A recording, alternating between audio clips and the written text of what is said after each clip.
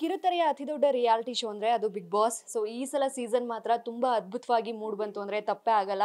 Big Boss season 10ರ top 6 ಫೈನಲಿಸ್ಟ್ನಲ್ಲಿ top 4 finalist ಆಗಿ ನಮ್ಮ ವಿನಯ್ ಗೌಡ ಅವರು ಹೊರಹೊಮ್ಮಿದ್ದಾರೆ. ಸೊ ಆಂಟಿ ವಿಲ್ಲನ್ ಅಂತಾನೆ ಬಿಗ್ ಬಾಸ್ ಮೂಲಕ ಫೇಮಸ್ ಆಗಿದ್ದಾರೆ. ಅವರ ಜರ್ನಿ ಬಗ್ಗೆ ಇವಾಗ ಅವರೇ ಮಾತಾಡೋದಕ್ಕೆ ನಮ್ಮ ಜೊತೆ ಇದ್ದಾರೆ. ಸೊ ಅವ್ರನ್ನ ಮಾತಾಡಿಸ್ತಾ ಹೋಗೋಣ, ಜರ್ನಿ ಬಗ್ಗೆ ಏನು ಹೇಳ್ತಾರೆ ಕೇಳೋಣ. ನಮಸ್ತೆ ವಿನಯ್ ಗೌಡ ಅವರೇ, ಹೇಗಿದ್ದೀರಾ? ನಮಸ್ತೆ ಮ್ಯಾಮ್, ನಾನು ಚೆನ್ನಾಗಿದ್ದೀನಿ. ತುಂಬಾ ಗ್ಲೋ. ನಾವು ತುಂಬ ಚೆನ್ನಾಗಿದ್ದೀವಿ ಸರ್, ತುಂಬ ಎಂಟರ್ಟೈನ್ ಮಾಡಿದ್ರಿ. ಸೊ ಹಾಗಾಗಿ ನಾವು ಖುಷಿಯಾಗಿದ್ದೀವಿ 3 ತಿಂಗಳಿಂದ. ಬಟ್ ಅಗೇನ್ ತುಂಬ ಗ್ಲೋ ಇದೆ ಫೇಸಲ್ಲಿ. ಟಾಪ್ 6ನಲ್ಲಿ ಟಾಪ್ 4 ಪೊಸಿಷನ್ ಆಗಿ ಹೊರಹೊಮ್ಮಿದ್ದೀರಾ. ಹೇಗೆ ಅನ್ನಿಸ್ತಾ ಇದೆ ಫಸ್ಟ್ ಆಫ್ ಆಲ್? ಹೊರಗಡೆ ಬಂದಮೇಲೆ ಇಷ್ಟೊಂದು ಜನರ ಪ್ರೀತಿ ನೋಡಿ ತುಂಬ ಖುಷಿ ಆಗ್ತಿದೆ. ಬಿಕಾಸ್ ಒಳಗಡೆ ಇದ್ದಷ್ಟು ದಿವಸ ಏನೂ ಗೊತ್ತಾಗ್ತಿರಲಿಲ್ಲ ನಮಗೆ. ಆ್ಯಂಡ್ ಹೊರಗಡೆ ಇಷ್ಟು ದೊಡ್ಡದಾಗಿದೆ ಶೋ ಅನ್ನೋದು ಫಸ್ಟ್ ಆಫ್ ಆಲ್ ಕನಸು ಅದು. ಆ್ಯಂಡ್ ಜನರ ಪ್ರೀತಿ ಸಿಗ್ತಾ ಇರೋದು ಇನ್ನೊಂದು ಕನಸು ಥರನೇ ಇದೆ ನನಗೆ. ಹೊರಗಡೆ ಬಂದಿದ ತಕ್ಷಣ ಅಷ್ಟು ಜನ ಕೂಗ್ಕೊಂಡು ಹೆಸರು ಕರ್ಕೊಂಡು, ಅಂದರೆ ಇಷ್ಟು ವರ್ಷ ಇಂಡಸ್ಟ್ರಿನಲ್ಲಿದ್ದು ನಮ್ಮ ಹೆಸರನ್ನ ನಾವು ಹೋಗಿ ಹೇಳ್ಕೊಡ್ಬೇಕಾಗಿತ್ತು. ಅಂದರೆ ನಾನು ವಿನಯ್ ಅಂತ ಯಾವುದೇ ಸ್ಟೇಜ್ನಲ್ಲಿ.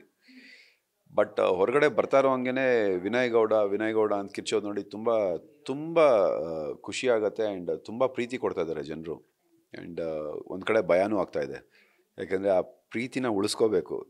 ಇವಾಗ ಇಟ್ಸ್ ಜಸ್ಟ್ ನಾಟ್ ಒಂದಿನ 2 ದಿನದ ಪ್ರೀತಿ ಅಲ್ಲ ಇದು. ಇನ್ನು ಮುಂದಕ್ಕೆ ಇದನ್ನು ಇರೋವರೆಗೂ ಉಳಿಸ್ಕೊಂಡು ಹೋಗಬೇಕು ಅನ್ನೋ ಒಂದು ಜವಾಬ್ದಾರಿ. ಸೊ ಅದಕ್ಕೆ ಭಯನೂ ಆಗ್ತಾಯಿದೆ. ಸರ್, ಬಿಗ್ ಬಾಸ್ ಶುರು ಆಗೋಕ್ಕೂ ಮುಂಚೆ ವಿನಯ್ ಒಂದು ರೀತಿ ಪರಿಚಯ ಇದ್ದರೆ, ಬಿಗ್ ಬಾಸ್ ಆದಮೇಲೆ ಒಂದು ರೀತಿ ಪರಿಚಯ ಆಗಿಬಿಟ್ಟಿದ್ದಾರೆ. ಸೊ ವಿನಯ್ ಗೌಡ ಮಹಾದೇವ ಕ್ಯಾರೆಕ್ಟರು ಒಂದು ಪೌರಾಣಿಕ ಪಾತ್ರದಲ್ಲಿ ಕಾಣಿಸ್ಕೊಳ್ತಿದ್ದಾರೆ. ಹಿಂಗೆ ಇತ್ತು ಆ ಒಂದು ಟ್ರ್ಯಾಕ್ನಲ್ಲೇ ನಿಮ್ಮನ್ನ ವಿನಯ್ ಗೌಡ ಅಂತ ಗುರುತಿಸ್ತಾ ಇದ್ರು. ಈಗ ಬಿಗ್ ಬಾಸ್ನಲ್ಲಿ ವಿಲ್ಲನ್ ಆಗಿದ್ದೀರಾ, ಹೀರೋ ಆಗಿದ್ದೀರಾ, ಆ್ಯಂಟಿ ವಿಲ್ಲನ್, ಆ್ಯಂಟಿ ಹೀರೋ, ಅಂದರೆ ಎಲ್ಲ ಥರದ ಕ್ಯಾರೆಕ್ಟರ್ಸ್ನು ಪ್ಲೇ ಮಾಡಿಬಿಟ್ಟಿದ್ದೀರಾ ಮನೆ ಒಳಗಡೆ.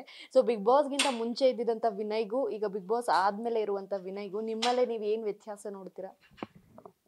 ಮ್ಯಾಮ್, ಪೌರಾಣಿಕ ಏನು ಸೀರಿಯಲ್ಸ್ ಮಾಡಿದ್ನೋ ಅದು ಆ್ಯಕ್ಟಿಂಗ್ ಮಾತ್ರ. ಅದು ಅಂದರೆ ಒಂದು ಸ್ಕ್ರಿಪ್ಟ್ ಕೊಟ್ಬಿಟ್ಟು ಈ ರೀತಿ ಮಾಡಬೇಕು ಅಂತ ಡೈರೆಕ್ಷನ್ ಡಿಪಾರ್ಟ್ಮೆಂಟು ಡೈರೆಕ್ಟರ್ಗಳು ಹೇಳಿದಾಗ ಆ ರೀತಿ ಮಾಡೋದು, ದ್ಯಾಟ್ಸ್ ಮೈ ಪ್ರೊಫೆಷನ್.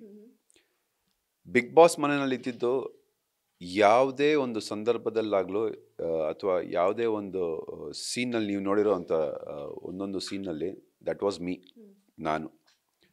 ಅದೆಲ್ಲೂ ಆ್ಯಕ್ಟಿಂಗ್ ಇರಲಿಲ್ಲ. ಆ್ಯಂಡ್ ಫಸ್ಟ್ ದಿನದಿಂದ ನಿನ್ನೆ ಹೊರಗಡೆ ಬರೋವರೆಗೂ ಎಲ್ಲೂ ನಾನು ಬೇಕು ಅಂತ ಅಥವಾ ಕ್ಯಾಮ್ರಾಗಳಿಗೆ ತೋರಿಸ್ಕೋಬೇಕು ಅಂತ ಆಡಿರೋ ಮಾತುಗಳಲ್ಲ ಅಥವಾ ಮಾಡಿರೋ ಆ್ಯಕ್ಟಿಂಗ್ ಅಲ್ಲ ಅದು.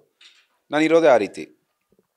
ಆ್ಯಂಡ್ ಎಲ್ಲೂ ಫಿಲ್ಟರ್ಗಳು ಇಟ್ಕೊಂಡು ಮಾತಾಡೋದ್ರಿಂದ ಏನೂ ಪ್ರಯೋಜನ ಇಲ್ಲ ಮ್ಯಾಮ್. ಯಾವ್ಯಾವ ಸಂದರ್ಭಕ್ಕೆ ಹೇಗೆ ಮಾತಾಡಬೇಕು, ಏನು ಮಾತಾಡಬೇಕು ಅದು ನಾನಾಗಿ ಮಾತಾಡಿದ್ದೀನಿ. ಆ್ಯಂಡ್ ಅದು ಕೆಲವ್ರಿಗೆ ತುಂಬ ಕೋಪ ಬರ್ಸಿದೆ, ಕೆಲವ್ರಿಗೆ ತುಂಬ ಇಷ್ಟ ಆಗಿದೆ. ಇಷ್ಟ ಆಗಿರೋರು ನನ್ನ ಜೊತೆನಲ್ಲಿದ್ದಾರೆ, ಕೋಪ ಬಂದಿರೋರು ನನ್ನ ಮುಂದೆ ನಿಂತ್ಕೊಂಡು ಬೈತಾ ಇದ್ದಾರೆ. ಬಟ್ ತೊಂದರೆ ಇಲ್ಲ, ಎರಡೂ ಕಡೆಯಿಂದ ಪ್ರೀತಿ ಸಿಗ್ತಾ ಇದೆ. ವೆರಿ